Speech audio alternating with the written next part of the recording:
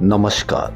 देश और दुनिया की तमाम फटाफट खबरों में आपका स्वागत है। खबरों के लिए आपसे निवेदन कि यदि आपने हमारे चैनल को सब्सक्राइब नहीं किया तो कृपया करके आपके अपने चैनल को सब्सक्राइब कर लें।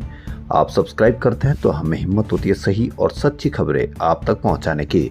वरना मीडिया में किस तरह की खबरें आपको पेश कर रहा है यह आप भली भांति जानते हैं। मीडिया में चाइना का कुत्ता जो हमारे यहाँ के देश के एक यूनिवर्सिटी ने अपना बताया उससे ज़्यादा बदनामी होती है या किसी व्यक्ति के द्वारा प्रदर्शन करने को या शांति के साथ प्रदर्शन करने को बड़ी बेइज्जती बताता है।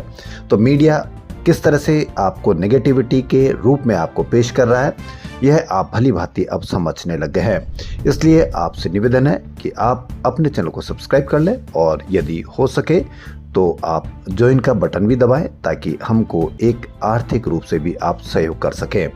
तो क्या है आज की वो बड़ी खबरें जो मीडिया आपसे छुपाएगा बताएगा नहीं, क्योंकि मीडिया आप चाहता है कि आपके खून में उबाल रहे मन में सवाल नहीं रहे।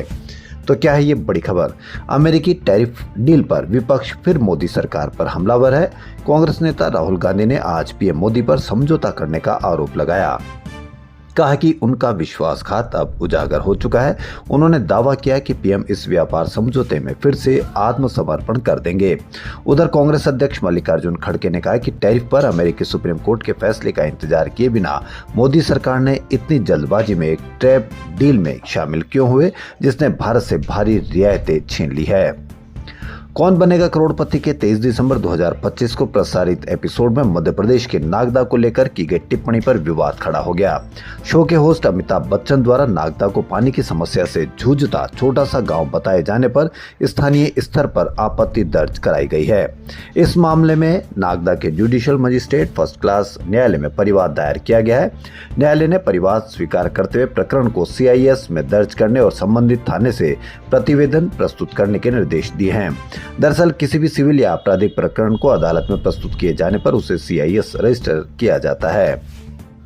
कर्नाटक लोकायुक्त पुलिस ने शनिवार यानी आज भाजपा विधायक चंद्रू लामाणी को 5 लाख रुपए की रिश्वत लेते हुए रंगे हाथों पकड़ा। आपने कहीं पर भी इसकी कोई खबर नहीं देखी होगी। यह कार्रवाई गडक लोकायुक्त पुलिस ने एक ठेकेदार की शिकायत के आधार पर जाल बिछाकर की। लोकायुक्त अधिकारियों के अनुसार यह रिश्वत मांग लघु सिंचाई विभाग के कामों से जुड़ी थी, जिसमें सड़क के किनारे रिटेनिंग वॉल यानी सहायक दीवार बनाने का काम शामिल था। आरोप है कि विधायक ने काम करवाने के लिए ठेकेदार से 11 लाख रुपए की मांग की थी। जाल बिछाने की कार्रवाई के दौरान 5 लाख रुपए लेते समय उन्हें पकड़ा गया। गुजरात हाईकोर्ट ने अपने एक फैसले में कहा कि पत्नी के बिना बताए मायके में रात रुकने पर पति द्वारा थप्पड़ मारने की घटना को क्रूरता नहीं माना जा सकता। कोर्ट ने एक पुराने मामले में पति को आरोपों से बरी कर दिया। जस्टिस ने कहा कि क्रूरता साबित करने के लिए लगातार और असहनीय मारपीट के ठोस सबूत जरूरी है। आत्महत्या के लिए उकसाने के मामले में यह भी दिखाना होगा कि आरोपी के कृत्य और आत्महत्या के बीच नजदीकी कारण संबंध था। कोर्ट ने कहा कि इस मामले में ऐसा संबंध साबित नहीं हुआ। राष्ट्रवादी कांग्रेस पार्टी शरद पवार गुट के विधायक रोहित पवार ने आज अजीत पवार के प्लेन क्रैश पर फिर सवाल उठाए। उन्होंने दिल्ली में एक प्रेस कॉन्फ्रेंस में स्क्रीन पर डेटा और फोटो दिखाए।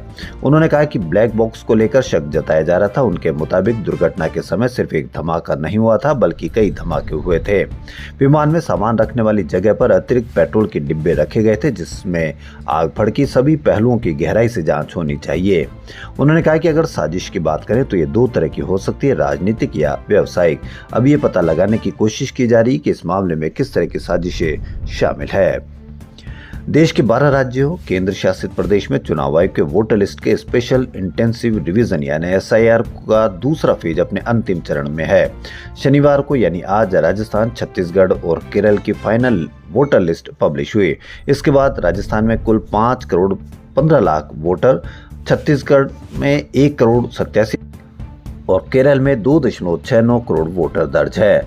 SIR की फाइनल लिस्ट जारी होने के बाद राजस्थान में 5 करोड़ 15 लाख 19,929 वोटर है। राज्य में 31 लाख वोटर के नाम कट गए हैं। T20 वर्ल्ड कप में सुपर 8 स्टेज का पहला मैच आज पाकिस्तान और न्यूजीलैंड के बीच खेला जाएगा। मुकाबला कोलंबो के R प्रेमदासा स्टेडियम में शाम 7 बजे से शुरू होगा। दोनों टीमें ग्रुप स्टेज में अपना आखिरी मैच जीतकर इस राउंड में पहुंची। ग्रुप स्टेज में दोनों ही टीमों ने 3-3 मैच जीते और 1-1 मुकाबला गंवाया है। अब देखना है कि पाकिस्तान और न्यूजीलैंड के बीच कौन जीत हासिल करता है। खबरों में फिलहाल इतना ही। यदि आपको देश और दुनिया तमाम फटाफट खबरें पसंद आ रही तो आपके अपने चैनल को सब्सक्राइब कर लें। धन्यवाद।